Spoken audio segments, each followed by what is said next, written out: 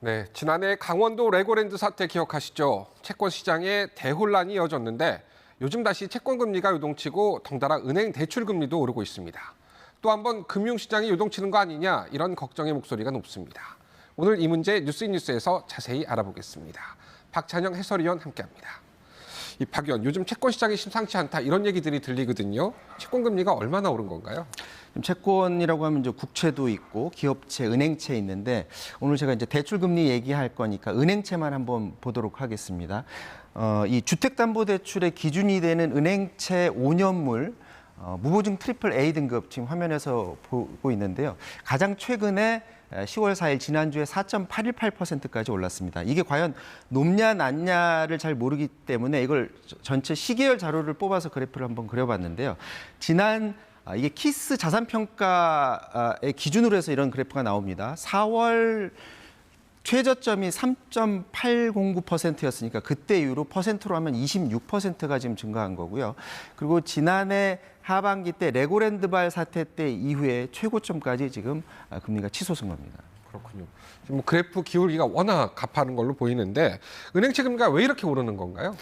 지금 먼저 이제 우리나라 국채 금리를 끌어올리고 끌어내리는 게 바로 미 국채 금리다. 이건 우리나라뿐만이 아니라 전 세계 금리가 다 마찬가지인데 이 미 국채 금리가 최근 들어 이제 고공행진을 하고 있습니다. 금융 위기 이후 최고치까지 올라서 10년물 국채 금리 같은 경우에 4.8%까지 올랐어요. 왜 이렇게 올랐냐?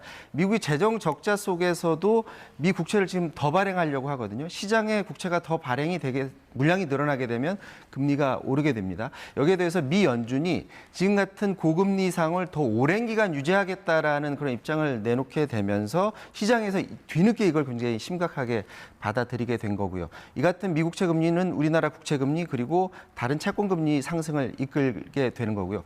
국내 요인을 찾아보면 금융당국이 지난해 하반기 그 레고랜드발 사태 때 채권 금리가 너무 오르니까 상대적으로 우량한 은행채를 좀 발행을 제한하도록 했습니다. 왜냐하면 금리가 너무 높게 되면 기업들이 채권을 발행해도 아무도 안 사가게 되거든요. 그렇게 되니까 은행들을 향해서 채권 발행을 좀 제한하라 이렇게 요구를 했던 건데 그때 당시 은행들이 자금을 마련해야 되니까 어떤 방식을 썼냐면 고금리 예금 상품을 쏟아내서 막 5%대 상품도 나오고 그랬었습니다. 근데 그때 당시 나눠온 예금의 만기가 한 100조 원 정도 되는 자금의 만기가 지금 돌아오다 보니까 은행들이 이 돈 갚기 위해서 다시 고금리 상품을 내놓기 시작해서 지금 4%대 상품들을 내놓고 있습니다.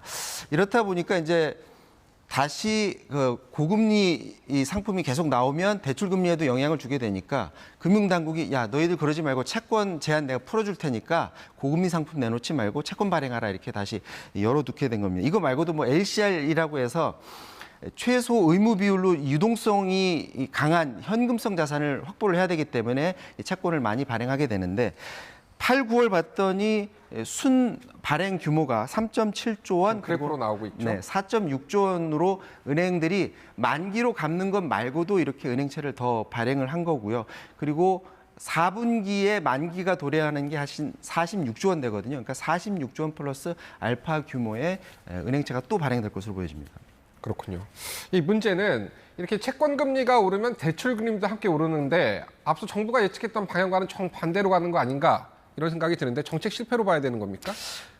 정부는 조금 더 시장에 영향을 덜 주는 쪽으로 판단을 한 것으로 보여집니다. 그러니까 어떤 판단을 한 거냐면 은행채의 발행 규모가 그렇게 크지 않아서 영향을 줘도 제한적일 것이다 이런 판단을 한 것으로 보여지는데 그런데 이제 문제는 고금리 예금 상품을 내놓게 되면 이건 변동금리에 영향을 주고요. 채권이 금리가 오르게 되면 이거는 고정금리와 혼합형 금리에 영향을 주게 됩니다. 그런데 대출금리의 영향이 더 클 것으로 판단을 해서 이런 결정을 내렸던 건데 문제는 앞서 설명드렸던 것처럼 5년물 은행채 금리가 오르게 되면서 이 대출 금리, 혼합형 금리도 지금 덩달아 오르고 있는데 지금 상단이 6.47%까지 올랐습니다. 지금 화면에서 오른쪽 파란색이 바로 가장 최근에 혼합형 금리인데 이 상단이 8월보다 지금 올랐다라는 것을 알 수 있죠. 이게 그러네요. 그리고 또 시차를 두고 지금의 상황이 더 금리를 끌어올리는 영향을 줄 것으로 지금 예상이 되고 있습니다. 그렇군요.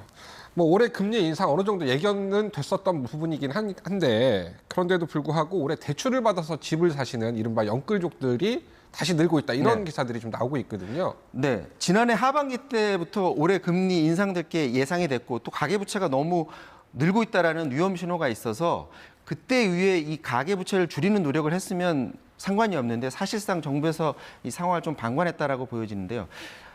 지난해는 조금 이제 가계부채를 좀 줄이는 노력을 했어요. 그런데 올해 들어서 이 부동산 가격이 너무 떨어지다 보니까 이걸 막기 위해서 대출 규제를 완화했고요. 여기에 더해서 정부가 특례 보금자리론 35조 원을 풀었거든요. 맞아요. 이게 이제 결정적인 역할을 했습니다. 이것 때문에 가계 대출이 굉장히 늘게 됐고 여기에 대해서 50년 만기 주택담보대출을 또 출시를 했거든요. 이게 대출 기간이 늘다 보니까 이 정부의 규제를 피해서 더 많은 대출을 받을 수 있어서 이때 이제 영끌족이 굉장히 많이 집을 사게 된 겁니다. 근데 뒤늦게 이제 가계부채가 너무 높다 위험 경고가 나오니까 이런 상품들을 중단하게 됐던 건데 그럼에도 불구하고 지금 대출 잔액은 더 늘고 있다는 게 문제입니다. 시중 5대 은행의 9월 가계대출 잔액을 봤더니 8월보다 1.5조 원이 더 증가했고요. 1.5조요. 1.5조 원 증가했고 이게 5개월 연속 증가한 거고요. 특히 주택담보대출 같은 경우에는 2.8조 원이 더 증가한 상황입니다. 이렇게 늘어난 가계부채는 가계 개개인들한테도 고통이지만 정부 차원에서도 굉장히 큰 고통이 될 수밖에 없는 게 지금 수출이 안 되고 있지 않습니까? 그러면 이 경제를 살리기 위해서는 소비를 끌어올려야 되는데 부채가 늘게 되면 소비를 늘릴 수가 없습니다. 그렇기 때문에 정부 정책을 굉장히 옥죄는 그런 요인으로도 작용을 하고 있는 그런 상황입니다. 그렇군요. 경제 정책이 흔들리면 어쨌든 서민들 흔들릴 수밖에 없는데 좀 잘 좀 풀어봐야 될 것 같습니다. 박 의원 오늘 잘 들었습니다. 박찬영 해설위원이었습니다.